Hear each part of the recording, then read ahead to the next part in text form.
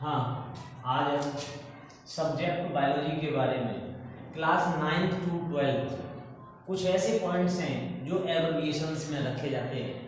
ऐसे मान लो कि ये हिंट्स टाइप हैं, अगर ये चीज़ें हमें आएगी तो हम बायोलॉजी में इनकी फुल फॉर्म या इनकी जो टर्मिनोलॉजी कहते हैं, जो शाब्दिक अर्थ होते हैं, उन्हें हम बता सकते हैं, इन्हें याद कर सकते हैं।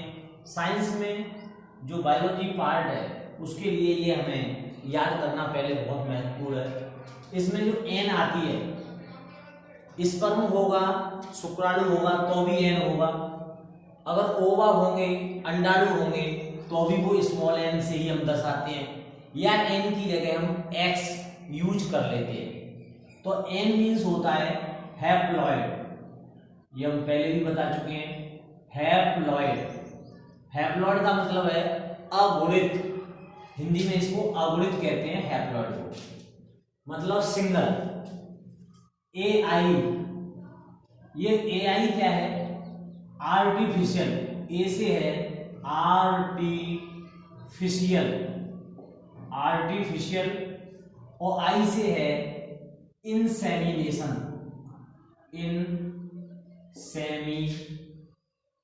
Insemination, artificial insemination. Artificial insemination, artificial होता है कृत्रिम रूप से, और इंसेमिनेशन कहते हैं कि पशुओं में आर्टिफिशियल इंसेमिनेशन किया जाता है। जैसे किसी में गर्भधारण कराना है तो ये कृत्रिम तरीका है हमारे पास कि कृत्रिम तरीके से किसी पशु में गर्भधारण कराने के लिए हमें जो शुक्राणु पहुंचाए जाते हैं, तो वो शुक्राणुओं का कृत्रिम तरीके से पहुंचाना आर्टिफिशियल इंसेमिनेशन कहलाता है। जैसे किसी पशु के अंदर, भैंस के अंदर अगर हम एक कोई ट्यूब लें और ट्यूब से स्पर्म, शुक्राणु उस पशु के अंदर डाले जाते हैं तो हम उसको कहते हैं एआई। डॉक्टर लोगों की ये भाषा है आर्टिफिशियल इंसेमिनेशन। इसके बाद है एड्स, AIDS। AIDS क्या है? ए से होता है एक्वायर्ड, आई से होता है इम्यूनो, डी से होता है एक्वायर्ड इम्यूनो डेफिशिएंसी, डी से होता है डेफिशिएंसी, और एस से होता है सिंड्रोम। ए से एक्वायर्ड, ACQUIRED, एक्वायर्ड। आई से होगा इम्यूनो, IMMUNO, एक्वायर्ड इम्यूनो। फिर होगा डी से deficiency, deficiency,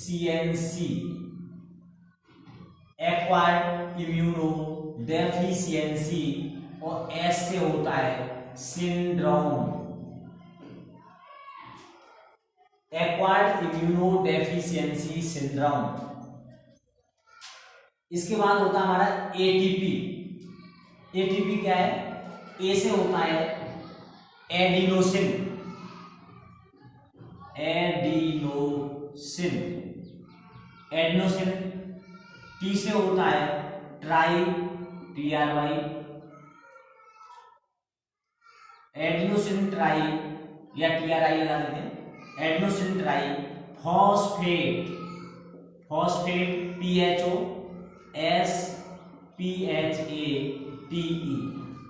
adenosine tri phosphate. इसके बाद ADP, ADP को बोलेंगे adenosine, adenosine di phosphate. Phosphate को हम पूरा फॉस्फेट भी लिख सकते हैं और इसको संकेत में PO4 भी बोल देते हैं, एडिनोसिन डाइफॉस्फेट। वैसे ये एटीपी कहाँ होता है? ये माइटोकॉन्ड्रिया में होता है। माइटोकॉन्ड्रिया में हमारा जैसे कोई भी शरीर लें, किसी भी व्यक्ति का शरीर होता है, शरीर के अंदर कोशिका होती है, कोशिका के अंदर, प्रत्येक कोशिका के अंदर माइटोकॉन्ड्रिया होती है, और माइटोकॉन्ड्रिया के अंदर एटीपी के रूप में, जैसे हमने भोजन ग्रहण किया, भोजन से हमको ऊर्जा मिली, ऊर्जा हमारे अंदर एटीपी के रूप में हमें मिलती है, और एटीपी के रूप में जो हमारे शरीर में ऊर्जा संचित होती है उसको हमारा शरीर ही अपनी जैविक क्रियाओं में उसको उपयोग में ले लेता है। जब एटीपी में से एक फॉस्फेट अणु निकल जाता है तो वो हमारे पास एटीपी की जगह एडीपी बन जाता है। एडीपी में यहाँ पे 3 होते हैं, टी से मतलब ट्राई, यहाँ 3 फॉस्फेट अणु होते हैं, लेकिन उसमें से एक फॉस्फेट अणु निकल जाता है तो हमारे पास एडीपी, हमारे पास 2 फॉस्फेट अणु रह जाते हैं। और ये एड्स क्या है? ये तो एक विश्व में चलने वाली बीमारी है, एक्वायर्ड, इसका नाम है, ए से एक्वायर्ड इम्यूनोडेफिशिएंसी सिंड्रोम, एड्स। तो इसकी कमी से अब ये एचआईवी, वैसे एड्स जो फैलता किससे है? एचआईवी वायरस से फैलता है, human HIV, human immuno virus. तो एचआईवी वायरस से हमारे अंदर एड्स रोग फैलता है। वैसे एड्स की एक सामान्य जानकारी मैं दे दूं, एड्स हमारे शरीर की एक क्षमता जो होती है, जो हमारी रेजिस्टेंस पावर होती है, शरीर की जो प्रतिरोधक क्षमता होती है, वो हमारी धीरे धीरे एचआईवी वायरस नष्ट करता रहता है। जब एचआईवी वायरस हमारे शरीर की प्रतिरोधक क्षमता को नष्ट कर देगा तो धीरे धीरे हमें एड्स रोग, क्योंकि एचआईवी वायरस बढ़ता जाएगा, शरीर की जो रेजिस्टेंस पावर है, जो प्रतिरोधक क्षमता है, जो रोगाणुओं से लड़ने की हमारी जो क्षमता होती है, वो धीरे धीरे खत्म हो जाती है और एचआईवी वायरस की हमारे अंदर संख्या अधिक होने से और उस रोग को हम नाम दे देते हैं एड्स। इसके बाद एटीपी में मैंने बताया आपको एडेनोसिन ट्राइफॉस्फेट, यहाँ 3 अणु फॉस्फेट के अणु होते हैं। जब इसमें से ये एक ऊर्जा का, जब माइटोकॉन्ड्रिया में जो ऊर्जा संचित रहती है वो एटीपी के रूप में रहती है, और उसमें से एक अणु अगर निकल जाएगा तो एडीपी बन जाता है, एडेनोसिन डाइफॉस्फेट। बीएसी, ये बीएसी है, बैक्टीरियल आर्टिफिशियल क्रोमोसोम, इसकी फुल फॉर्म होती है बैक्टीरियल आर्टिफिशियल, बैक्टीरियल माने जीवाणुओं में, और आर्टिफिशियल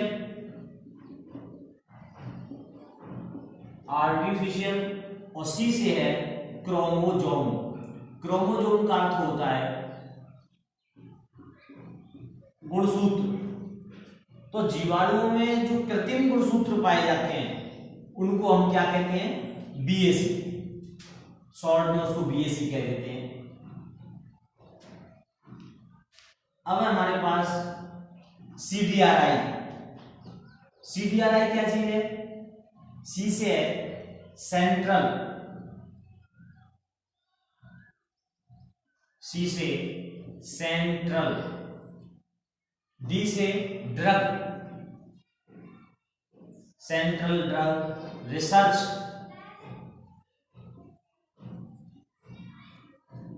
सेंट्रल CENTRAL, सेंट्रल मतलब केंद्रीय, किसी चीज का केंद्र। ड्रग होती है, दवाओं को कहते हैं, ड्रग्स कहते हैं दवाओं को। रिसर्च RESEARCH, रिसर्च माने होती है खोज करना किसी चीज की। सेंट्रल ड्रग रिसर्च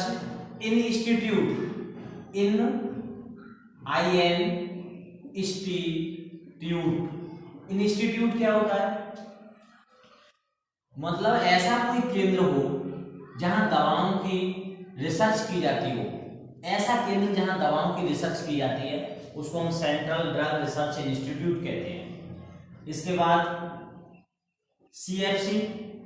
CFC एक ऐसी गैस है, क्लोरोफ्लोरोकार्बन, वैसे इसकी फुल फॉर्म है, C से होता है क्लोरो, F से होता है फ्लोरो और C से होता है कार्बन,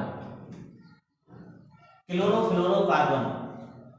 तो क्लोरोफ्लोरोकार्बन ये जितना भी हम अपना जो है इस आज के समय पे जो जितना हम जैसे फ्रिज का उपयोग कर रहे हैं, एसी का उपयोग कर रहे हैं, अब इन चीजों का हम जितना उपयोग बढ़ाते जाएंगे उतना ही हमें ये CFC क्लोरोफ्लोरोकार्बन है ये ज्यादा बनता जाएगा और आगे जाकर के भविष्य में ये हमारे लिए घातक भी होता है।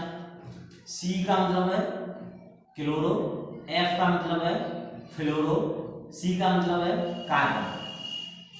डी भी क्या चीज होती है?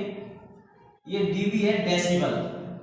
ध्वनि नापने की एक इकाई होती है जिसको हम डीबी कहते हैं, डेसिबल। ये ध्वनि नापने की इकाई होती है, उसको हम डेसिबल कहते हैं, डीबी डेसिबल। डीडीटी क्या चीज है? डीडीटी है हमारे पास डीडीटी। डी से होता है डाई, डी से di chloro, di chloro, di phenyl, di chloro, di phenyl, di chloro, di phenyl, tri chloro ethane, di chloro, di phenyl, tri chloro ethane. इसकी फुल फॉर्म है DDT. DDT का पहले जो छिड़काव किया जाता था, डीडीटी का पहले जो छिड़काव किया जाता था वो किसके लिए किया जाता था? ये मच्छर मार दवा भी कह सकते हैं इसको। डीडीटी को हम di chloro, di phenyl, tri chloro ethane, इसको मच्छर मार दवा कहते हैं, क्योंकि पहले इसमें घर में छिड़काव किया जाता था और उस छिड़काव से ये होता था मच्छर, मक्खी सभी जो नष्ट हो जाते थे। FSH, ये हमारे पास ये हार्मोन है FSH। F से है फॉलिकल, S से है स्टिमुलेटिंग और H से है हार्मोन।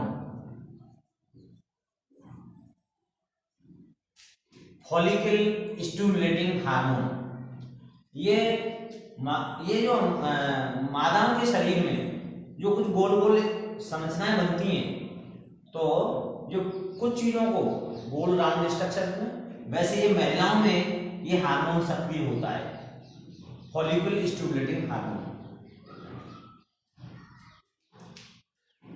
अच्छा, इसके बाद यहां थोड़ी जगह, अब HGP, H से मतलब होता है ह्यूमन, G से मतलब होता है जीनोम, P से मतलब होता है प्रोजेक्ट। तो यहां पर H से ह्यूमन, H से ह्यूमन, G से genome,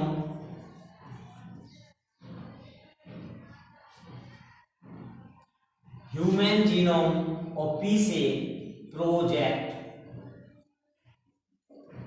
HGP human genome project.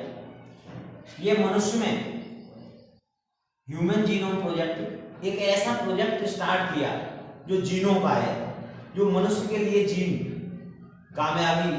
कामयाब होते हैं। तो HGP मनुष्यों के लिए ह्यूमन जीनोम प्रोजेक्ट, HGP एक ऐसी योजना चालू की जिसमें जीनों का, जो मनुष्य के लिए जीनों के बारे में एक ट्रांसफर करना या जीनों के बारे में जानकारी देता है, उसे हम शॉर्ट में कह सकते हैं कि ह्यूमन जीनोम प्रोजेक्ट। HIV क्या है? H से तो ये मनुष्य के लिए human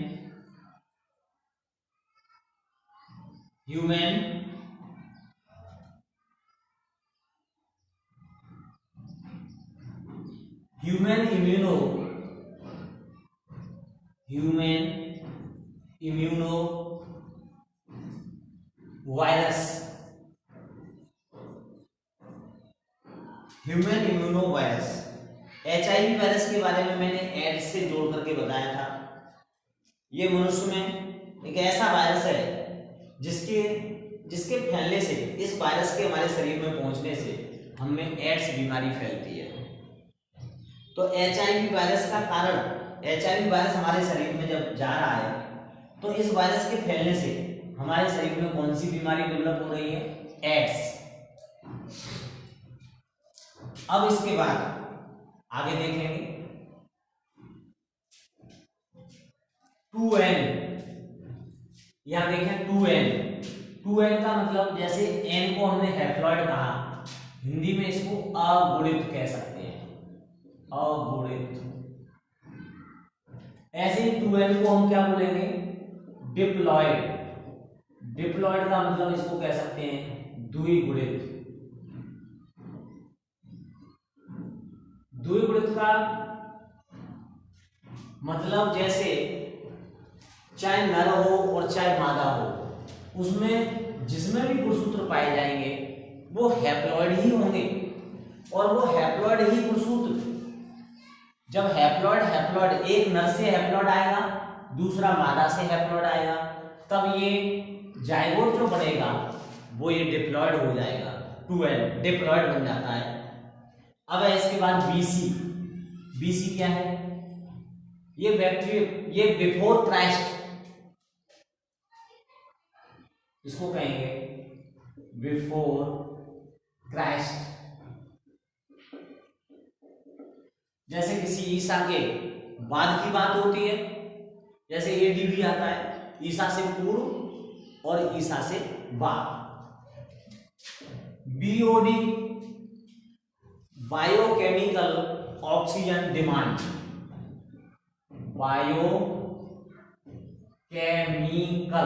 biochemical oxygen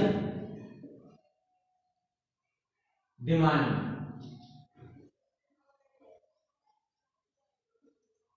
biochemical oxygen demand मतलब ऐसा कोई जीवों का कोई रासायनिक पदार्थ जहां ऑक्सीजन की डिमांड हो रही है, क्या उसमें जल में जो है बीओडी क्या है, जल में जो बहुत सारे केमिकल प्रदूषित चीजें पड़ी होती हैं, तो उसकी हम बीओडी की माप करते हैं कि इस जल में बीओडी क्या है, ऑक्सीजन की कितनी कमी है, ऑक्सीजन की उसमें मांग क्या है।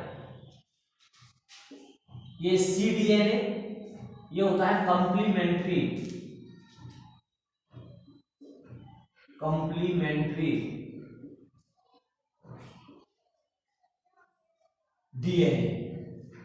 डीएनए के बारे में जानते हैं। DNA deoxyribose nucleic acid. DNA की फुल फॉर्म क्या है? Deoxyribose nucleic acid. डी से डीऑक्सीराइबोज, एन से न्यूक्लिक, ए से एसिड। पीसी क्या है? पॉलीमरेज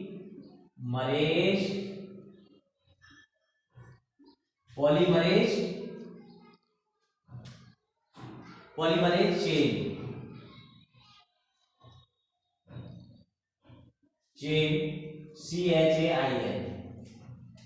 तो पीसी पॉलीमरेज चेन होती है एक श्रृंखला।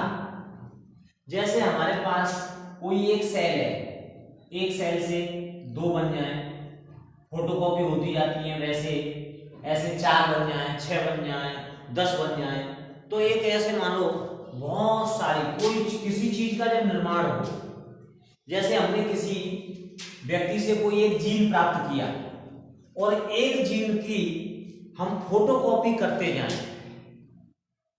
उसकी इतनी फोटोकॉपी करते जाएं कि हमारे पास उन जीनों को इतना संग्रहित कर सकते हैं, भंडारित कर सकते हैं, स्टोरेज कर सकते हैं कि वही जीन हमें किसी व्यक्ति में कोई रोग है तो उसके लिए कामयाबी मिल सकती है, या अन्य किसी व्यक्ति में हमें कोई उससे लाभ होने वाला है तो उसका हमें प्रॉफिट मिल सकता है। जैसे मान लो डायबिटीज, किसी व्यक्ति को डायबिटीज का रोगी हो गया और डायबिटीज के रोगी को अब हमें इंसुलिन जीन की जरूरत पड़ती है। अब यदि हमें एक इंसुलिन जीन प्राप्त हो जाए तो एक इंसुलिन जीन से कॉपी कर करके पॉलीमरेज चेन रिएक्शन के द्वारा उसकी कॉपी कर करके एक से यहाँ पे संख्या हजारों लाखों करोड़ों में चली जाए, तो अगर ये श्रृंखला बन जाए तो इंसुलिन जीन हमारे पास बहुत सारा स्टोरेज हो जाएगा, और वो इंसुलिन जीन हम लोगों को चाहे तो गोली बना बना करके लोगों को दे दें, जिससे उसके अंदर मधुमेह रोग जो फैलता है, डायबिटीज जो फैलता है वो खत्म हो जाएगा, या फिर उस व्यक्ति उसको पीस करके टैबलेट भी बनाई जा सकती है, इंजेक्शन भी बनाए जा सकते हैं, और जो लोगों में रोग फैल रहे हैं तो एक जीन प्राप्त करके और पॉलीमरेज चेन इस श्रृंखला के द्वारा, इस विधि के द्वारा हम लाखों करोड़ों जीन प्राप्त कर सकते हैं और लोगों की बीमारियों का निवारण भी कर सकते हैं, बीमारी से लोगों को बचा सकते हैं। अब है सीसी। ये सीसी क्या चीज है? सी से होता है cubic centimetre, cubic centimetre, cubic centimetre. C से क्यूबिक होता है घन, और सेंटीमीटर तो क्यूबिक सेंटीमीटर। सीएनजी क्या चीज है? सब लोग सीएनजी को जानते हैं, कंप्रेस्ड नेचुरल गैस। अधिकतर इस समय डीजल को अगर कम किया जा रहा है तो हमें वाहन कौन से चलाने के लिए प्रेरित किया जा रहा है? सीएनजी। सी से वैसे कंप्रेस्ड, इसकी फुल फॉर्म है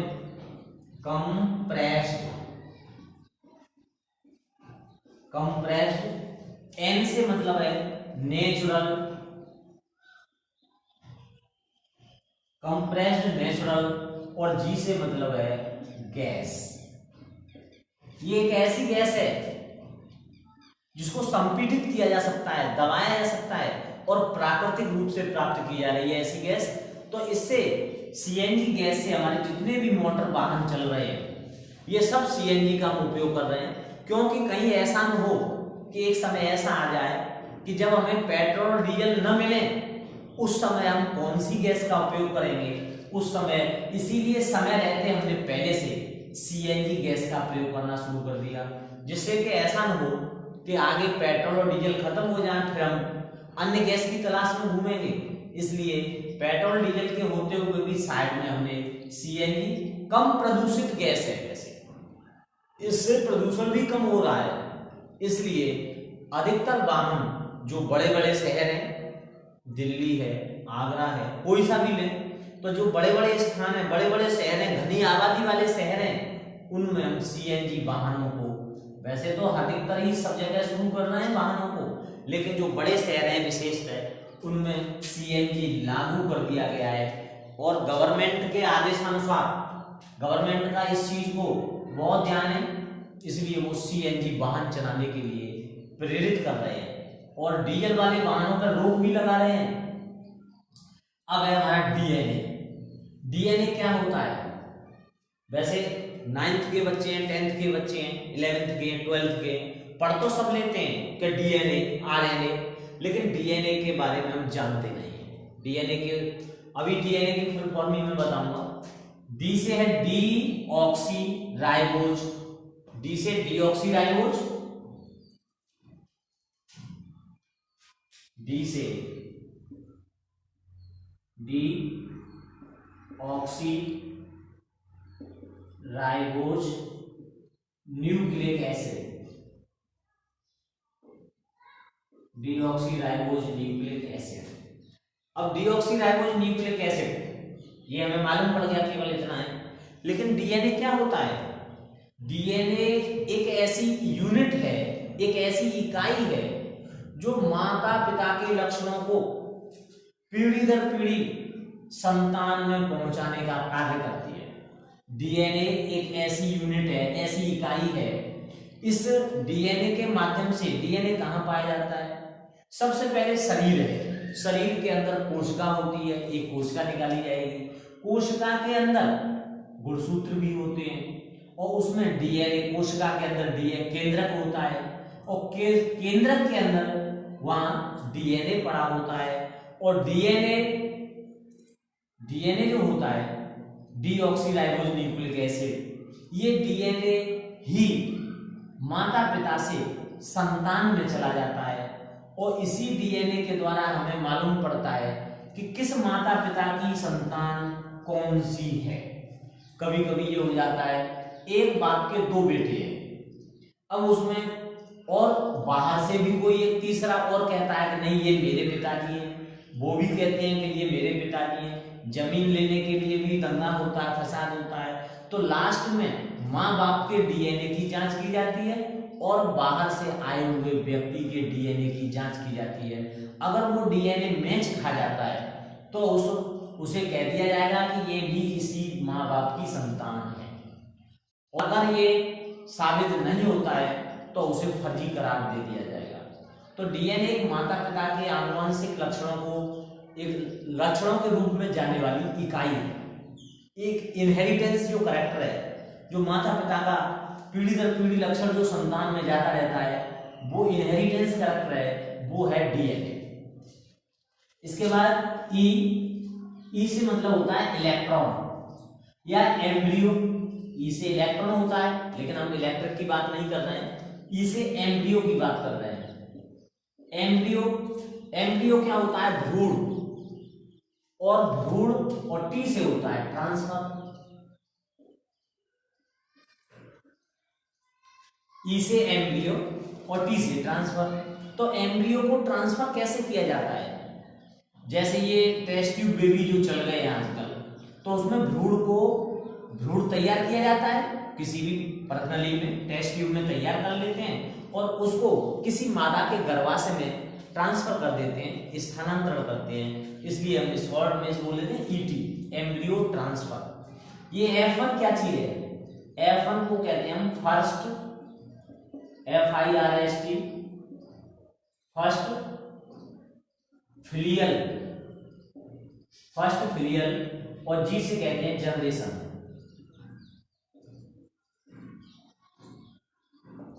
फर्स्ट फिलियल जनरेशन। जैसे कि हमने मेंडल के नियमों में पढ़ा होगा, ग्रेगर और मेंडल के नियमों में पढ़ा होगा, वहां F1 आता है। F1 कब आता है? जैसे एक कोई लंबा पादप ले और एक कोई बौना पादप ले, और लंबे पादप और बौने पादप के लक्षण जब F1 पीढ़ी में जाते हैं, तो पहली बार पीढ़ी में जब वो जाते हैं लक्षण, तो वहां कहते हैं फर्स्ट फिलियल जनरेशन। प्रथम पीढ़ी भी कहते हैं, फर्स्ट फिलियल जनरेशन कहते हैं। F1 का मतलब प्रथम पीढ़ी।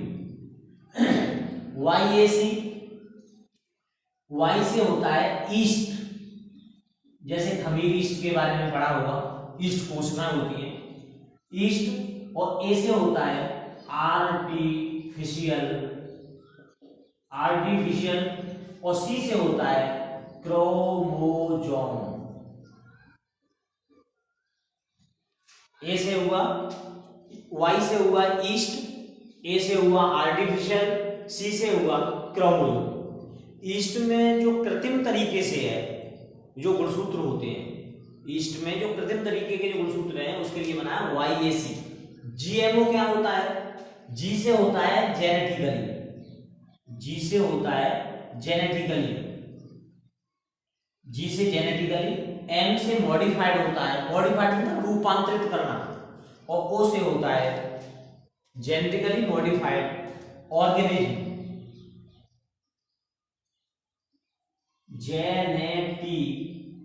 जेनेटिकली, M से मॉडिफाइड,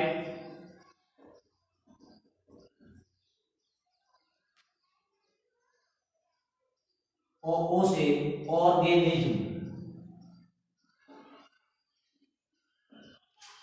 जी से जेनेटिकली, जेनेटिकली का मतलब जीनोम के बारे में, जीन के बारे में हम बात कर रहे हैं। जेनेटिकली क्यों? जेनेटिकली जेनेटिक मतलब जीनों की, और मॉडिफाइड उन जीनों को रूपांतरित करना,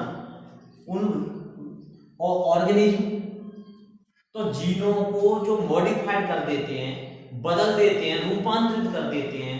तो उन जीवों के बारे में, कुछ जीव ऐसे होते हैं जिनमें कि इनको मॉडिफाइड किया जाता है, रूपांतरित किया जाता है। अब इसके बाद टीएमबी। टीएमबी क्या चीज है? टीएमबी की फुल फॉर्म हम बताएंगे, TMV tobacco mosaic virus. TMV, T से टोबैको मोजेक और वी से virus. Tobacco mosaic virus TMV, ये तंबाकू में होता है। तंबाकू की जो पत्ती होती है उस पर स्टेनले ने भी देखा था, इसकी खोज की थी कि उस तंबाकू के पत्ते को रगड़ा, और रगड़ करके फिर उसके बाद फिल्ट्रेट किया, तो भी हमने देख लिया कि ये टीएमवी टोबैकोमोजेक वायरस है, ये उसमें जो क्षनिक रस था उसमें भी ये क्षन करके बाहर निकल जाता है। फिर उसके बाद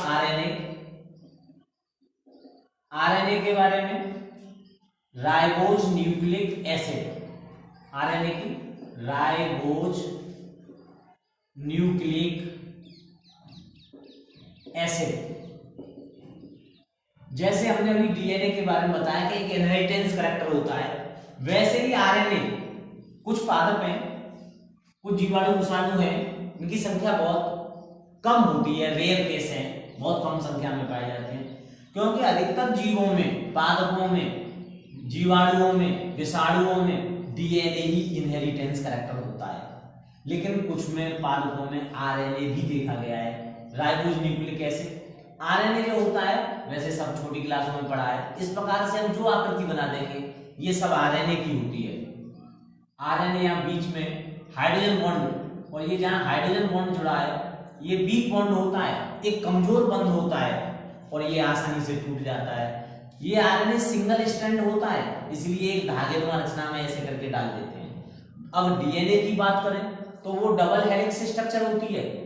जब भी आपको बताया जाएगा तो वो इस रूप में संरचना बताई जाएगी। ये द्विकुंडलिक होती है, ऐसे अलग चलती है, ऐसा नहीं एक दूसरे के ऊपर दिख रही है वजह, लेकिन एक दूसरे से उतनी ही दूर है।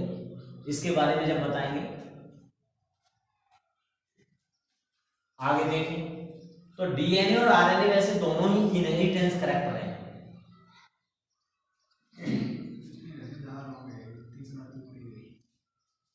आगे IARI,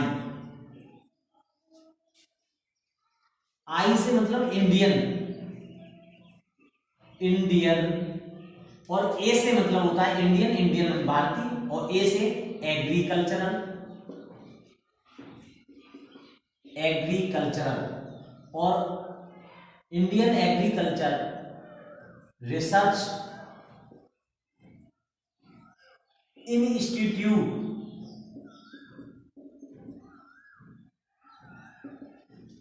इंडियन एग्रीकल्चरल। तो भारत में जो कृषि का है और उसमें रिसर्च, कृषि के बारे में रिसर्च की जा रही है, और उसका एक होता है केंद्र अनुसंधान, उसको हम कहते हैं, ये जैसे हमारा लखनऊ में है Indian agriculture research institute, Indian agriculture research institute IARI। तो ये खेती के बारे में। IG ये इम्यूनोग्लोब्यूलिन,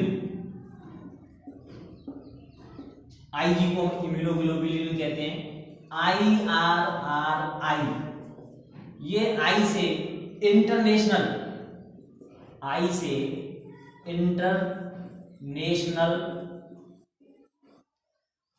से राइस होता है चावल के बारे में, और R से रिसर्च, और I से इंस्टीट्यूट। तो यहां पर IRRI, ये I से इंटरनेशनल, R से राइस, और R से रिसर्च, और I से इंस्टीट्यूट। कितना होगा? आगे देखेंगे इसमें IUCN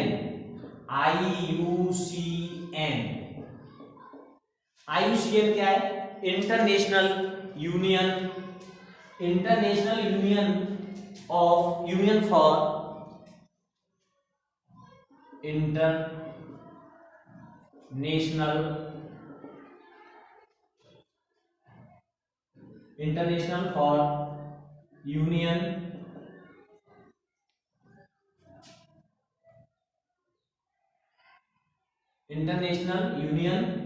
international union for conservation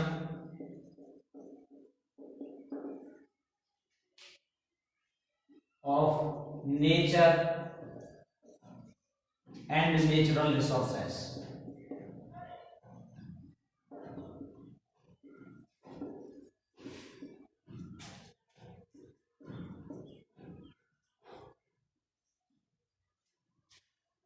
आई से इंटरनेशनल, यू से union for conservation of nature and natural resources. LS, जैसे हम बॉटनी में पादप का कोई सेक्शन काटते हैं, चाहे लीफ पत्ती का हो और चाहे तने का हो, तो उसमें एक तो एलएस काट होती है और दूसरी टीएस काट होती है। तो एलएस को कहते हैं लॉन्गिट्यूडिनल सेक्शन, लॉन्गिट्यूडिनल, और एस से होता है सेक्शन, सेक्शन कहते हैं काट को। ऐसे टीएस, इसको ट्रांसवर्स सेक्शन कहते हैं, ट्रांसवर्स सेक्शन। एलएस को कहते हैं लॉन्गिट्यूडिनल सेक्शन, टीएस को कहते हैं ट्रांसवर्स सेक्शन। तो ये हमारी जैसे चाहे लीफ हो, चाहे स्टेम हो, चाहे रूट हो, किसी की भी काट तो काटेंगे, और जो काटें काटी जा रही हैं वो एलएस में, टीएस में, और एक एचएस और भी होती है, हॉरिजॉन्टल सेक्शन होता है। पर एलएस और इनको ज्यादा थोड़ा ध्यान में रखना चाहिए। एलएस और टीएस तो हर किसी की पूछ ली जाती है। एलएच, इसको कहेंगे ल्यूटिनाइजिंग हार्मोन। एलएच को ल्यूटिनाइजिंग हार्मोन। ये हार्मोन हमारे शरीर में सेक्रेट होते हैं, मादाओं के में हो। एमएमसी, एमएमसी के दो अर्थ होते हैं, एक को एम से मेगास्पोर भी होता है और माइक्रोस्पोर भी होता है। मेगा स्पोर, एक तो मेगास्पोर हो गया, और एम से mother cell, megaspore mother cell. M से मेगास्पोर मदर सेल, और मेगास्पोर की जगह दूसरा हम माइक्रोस्पोर भी कर सकते हैं, और वही रहेगा। या तो मेगास्पोर का मान लें, एमएमसी के दोनों हैं, मेगास्पोर भी चलेगा और माइक्रोस्पोर भी कर सकते हैं। और एम से मदर और सी से cell. Megaspore mother cell, messenger RNA, mRNA को हम बोल देते हैं, ये एक सूचना वाहक का कार्य करता है। स्मॉल एम से मतलब है मैसेंजर, स्मॉल एम से मतलब है मैसेंजर, सूचना वाहक। तो इसको मैसेंजर, और आरएनए को हमने पहले बता दिया है, आरएनए की full form ribose nucleic acid. तो ये वही मैसेंजर आरएनए है जो केंद्रक के अंदर होता है, और सूचनाओं को केंद्र कोशिका से बाहर, केंद्रक से बाहर जीव द्रव्य में, प्रोटोप्लाज्म में, तरल भाग में पहुंचाने का कार्य करता है। तो ये जो, इसीलिए नाम इसका एम से शुरू कर दिया, मैसेंजर आरएनए। एनपीपी, एनपीपी का क्या अर्थ होता है? एन नेट, एक एन होता है net, product, primer productivity. NPP, net primary productivity, primary productivity, net primary productivity. ये चीज क्या है? फिक्स है, प्राथमिक उपभोक्ता। जैसे हरे पेड़ पौधे होते हैं तो उन्होंने कितना प्रोडक्शन किया, तो उनके लिए ये यूज किया था नेट प्राइमरी प्रोडक्टिविटी। और आई, ये और आई को जो हमारा है, ये और आई कहते हैं ओरिजिन, मतलब एक ऐसा जीन है, ओरिजिन जो उत्पत्ति करता है। और आई जो है एक हम कह सकते हैं मतलब जो उत्पत्ति करने वाला जीन, और आई जीन पाया जाता है। PCR, PCR, PMC, PCR polymerase chain reaction, ये मैं पहले बता चुका हूं पीसीआर के बारे में। पॉलीमरेज, पीसी से मैंने बता दिया है पॉलीमरेज चेन रिएक्शन, पहले भी बता दिया है। तो पीसीआर का मतलब पॉलीमरेज, वहां कॉलन सेल से था, पीसीआर से मैंने बता दिया polymerase chain, CHAIN chain reaction, polymerase chain reaction. ये और आई के बारे में ऑरिजिन बता दिया मैंने। PMC pollen mother cell, PMC pollen mother cell, PMC को pollen mother cell. PPB, P और एक पी और बी, इसको पार्ट पर और बी लगा दिया, इसके लिए बिलियन आता है। अगर पीपीएम लगा दें तो ये आएगा पार्ट पर, या बिलियन की जगह मिलियन हो जाएगा। केवल इनमें इतना अंतर है, पीपीबी और पीपीएम में पार्ट पर बिलियन और पार्ट पर मिलियन।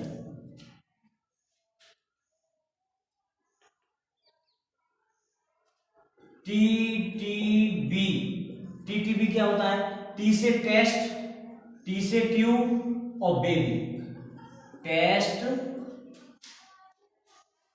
ट्यूब और बेबी, टेस्ट ट्यूब बेबी, जिसके माध्यम से बच्चे की जो उत्पत्ति करने का जो सिस्टम चला है बच्चों के लिए। यूवी क्या होता है? ये अल्ट्रा वायलेट रेज होती है, अल्ट्रा वायलेट जो यूवी लाइट होती है, प्रकाश होता है, तो ये रेज किरण से दर्शा सकते हैं, ultraviolet rays. WBC white, W से होता है व्हाइट, श्वेत जिसको कहते हैं, व्हाइट ब्लड।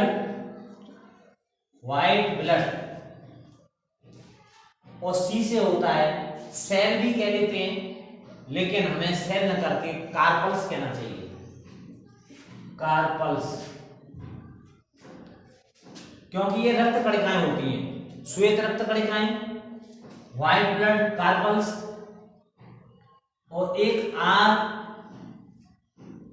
आरबीसी शायद आपको पहले बता दिया होगा। आरबीसी को रेड, जहां व्हाइट आया है वहां पे रेड बता दिया जाएगा, रेड ब्लड कार्पल्स। WHO क्या होता है? वर्ल्ड, W से होता है WORLD,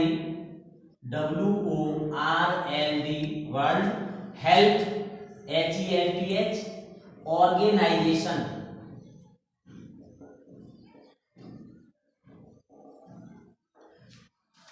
W से होता है वर्ल्ड, H से होता है हेल्थ, O से होता है ऑर्गेनाइजेशन। मतलब हमारे पास इस संसार में एक हेल्थ, स्वास्थ्य के प्रति एक हमारा संगठन होता है, उसको हम WHO कहते हैं। संसार में एक पूरे संसार के लिए एक ऐसा इंस्टीट्यूट गठन किया गया है जो हेल्थ, स्वास्थ्य से संबंधित उसका जो निर्णय करता है, उसका नाम रख दिया है इंस्टीट्यूट का नाम WHO, वर्ल्ड हेल्थ ऑर्गेनाइजेशन।